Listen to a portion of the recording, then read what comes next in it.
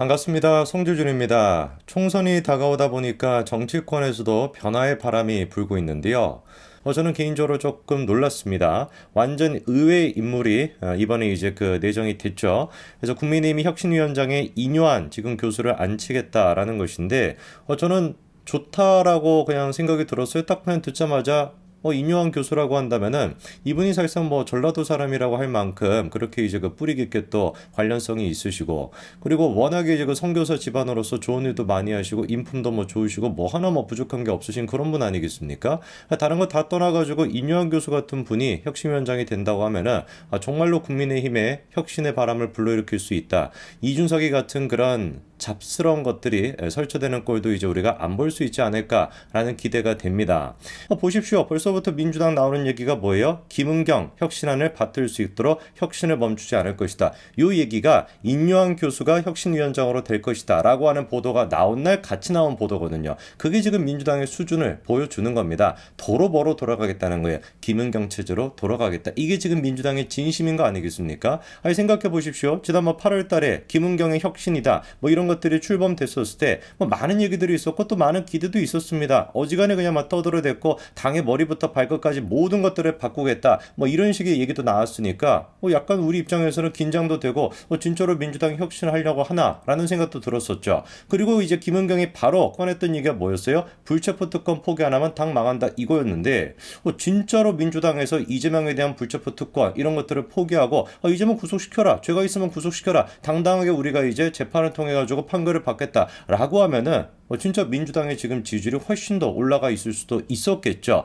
그러나 모두의 예상대로 어떻게 됐습니까? 당이 망하는 길로 갔습니다. 이재명이가 무슨 불체포 특권 포기했습니까? 허구한 날 진짜 대선 후보일 때도 불체포 특권 포기하겠다라고 얘기했었고, 당대표로서 국회에 가서도 포기하겠다라고 몇 번이나 얘기했음에도 불구하고 단식 투쟁 쇼까지 하면서 마지막에 가서 부결까지 호소했던 인간이 이재명 아니었습니까? 그게 지금 당이 망하는 길이다라고 이제 김은경이 예측했던 것이고, 그대로 그냥 그렇게 당이 지금 망하고 있는 중인 거예요. 물론 우리가 김은경이라고 하는 사람이 진짜로 당에 대한 진심이 있어서 대한민국의 진보 좌파에 대한 진심이 있어가지고 불체포 특권 이런 걸 얘기한 거야? 아니라는 거 다 알고 있지 않습니까? 김은경이나 이재명이나 사실상 같은 놈입니다. 제가 보기에는 그냥 김은경은 한마디로 얘기해서 여자 이재명 이렇게 정리가 되는 거예요. 그거를 잘 보여주는 게 돈봉투 사건 검찰이 조작해 줄 수도 있다. 이따위 소리 나고 앉아있는 인간이 혁신위원장이었으니까 제대로 되겠냐고요.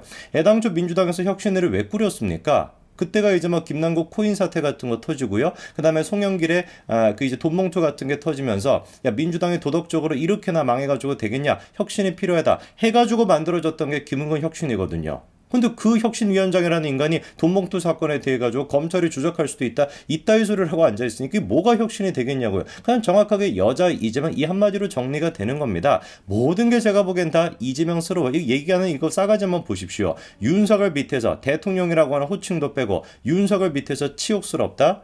참 진짜 이재명이 같은 경우도 윤석열 대통령에 대해 가지고 정부에 대해서 조폭에다 깡패다마다 이따위 소리나 하는데, 제가 보기엔 지가 하는 짓거리가 더 조폭 깡패 같은 짓거리 아니지, 조폭 깡패보다 더 못한 짓거리라는 게 이재명인데, 이재명이 하고 있는 말 뽐새라고 할까요? 그거나 지금 김은경이나 똑같은 수준인 거 아니겠습니까? 싸가지 없는 것들끼리 모여가지고 제가 보니까 이준석도 거기 가면 될 것 같아. 김은경, 이재명, 이준석 셋이 그냥 창당하세요. 유승민도 같이 껴가지고 넷이서 그냥 새로 창당하세요. 어떻게 될지 한번 보자고 그냥 그대로 그냥 망해버리겠지.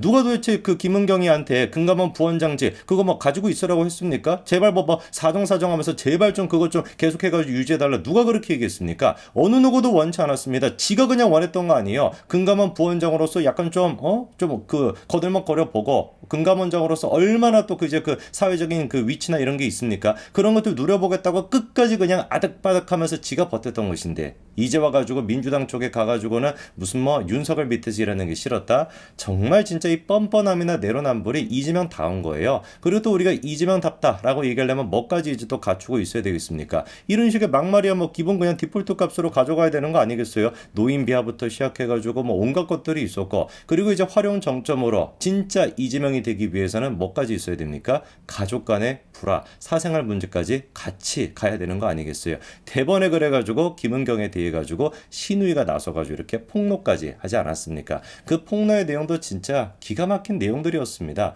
어디서 진짜 저런 인간을 구해왔는지 모르겠어. 이재명 주변에는 저런 인간만 있는 것인지 아니면 어디 가가지고 따로 뭐 공수를 하는 것인지 뭐 흥신소 써가지고 조건 같은 걸 주는 것 같아. 야, 우리 그 혁신위원장을 맡으려면은 요런 논란들이 있어야 되고 요 정도 사생활이 조금 더러워야 돼. 뭐 이런 것들을 줘가지고 뭐 구해오는 것처럼 어떻게 저렇게 이재명스러운 사람을 구해오는지 모르겠습니다. 제가 오늘 뭐 영상에서 김은경의 그 신우이가 폭로했던 내용 그것만 다 정리할 필요는 없고요. 제가 뭐 또 찾아봤거든요. 이번에 민주당이 뭐 김은경 혁신위원장의 그 뜻을 받들여가지고 뭐 혁신을 이뤄내겠다 이런 메시지를 냈길래 그 이후에 김은경이가 어떤 모습을 보였는지 한번 좀 찾아봤습니다. 뭐 신우이가 어떤 모습을 보였는지 여러분 알고 계시죠, 그렇죠? 폭로하고 난 뒤에도 언론 인터뷰를 통해 가지고 자기가 폭로한 내용에 대해서 나는 부끄러움이 없다, 나는 사실을 얘기한 것이다, 당당하다, 이게 이제 신우이의 입장이었습니다. 근데 이제 김은경 측에서 보였던 반응은 뭐였어요? 첫째, 일단 아들을 방패막이로 내세우는 거 아니었습니까? 김은경이 본인 스스로가 나와가지고 해명하는 것이 아니라 아들이라고 주장하는 애가 튀어나와가지고 자기 엄마에 대해 가지고 우리 엄마는 이런 사람이고 어쩌고 저쩌고 그렇게 이제 방패막이로 썼던 거 아니었습니까? 김은경의 모습은 없었습니다. 신우이 폭로에 대해 가지고 사과도 전혀 없었습니다. 그런데 이제 와서 찾아보니까 김은경이가 뭘 하고 있었냐?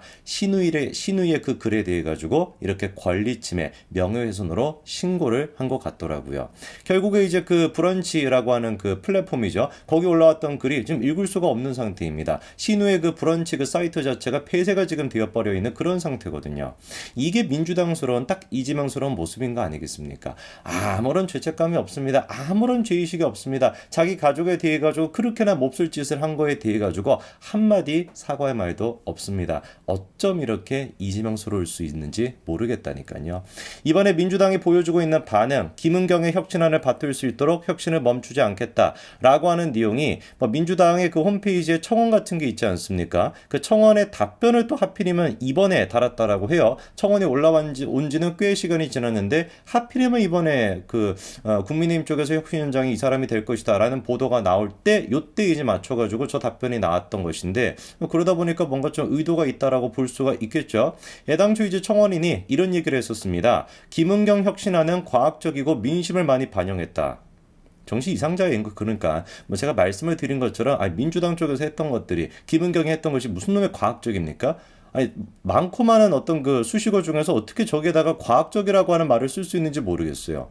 이 인간들이 머릿속에 갖고 있는 사실, 이 인간들의 어떤 과학적이라고 하는 게 딱 저거를 의미하는 거 아니겠어요? 김은경의 혁신안 같은 거를 과학적이다라고 생각하니까, 그러니까 과학적인 팩트를 받아들이지 못하고 후쿠시마 처리수에 대해서도 정신병자같이 이상한 소리 하는 거 아니겠습니까? 이해를 해줘야 되는 거예요. 김은경 혁신안을 갖다가 과학적이라고 얘기하니까. 그리고 김은경의 그 혁신안이라는 게 뭐 여러 가지 뭐 다 필요 없고요. 딱 한마디로 욕하면 뭐라고 되는 겁니까? 개딸 정당을 만들겠다 이거 아니었습니까? 대의원제를 폐지시켜버리겠고 권리당원 70% 하겠다라는 거. 그거에 대해 가지고 이번에 민주당 당적인 차원에서 그 혁신안을 끝까지 수행하겠다라고 하는 얘기가 나오니까 우리가 뭐라고 정리할 수 있는 거예요? 이번 총선을 민주당은 어떻게 치르겠다는 겁니까? 개딸 중심 정당으로 치르겠다, 이미 이렇게 작정을 한 겁니다. 한번 두고 보자고요. 김은경이 뒤로는 그렇게 뭐 명예훼손 같은 걸로 뭐 신고나 하고 있는 그런 꼬락선을 보여주고 있는 것 같습니다. 그래가지고 신우의 그 폭로글도 보지 못하게끔 저렇게 지금 이제 막아놓은 것 같은데 그런 짓거리를 계속 하고 있으라고요. 그리고 그런 짓거리를 여전히 지금 민주당이 당적인 차원으로 계승하겠다, 그거를 받들어가지고 총선을 치르겠다라고 하니까 한번 두고 보자고요. 총선 때 어떤 결과가 나오는지. 제 아무리 개딸들이 대한민국의 정신병자들이 30%에서 40%라고 할지라도 총선 선거는 한 표라도 더 많이 획득한 사람, 이 가운데 있는 무당층을 획득한 사람이 선거에 승리하게 된다는 걸 반드시 우리가 내년에 보게 될 겁니다. 여기까지 말씀드리겠습니다. 감사합니다.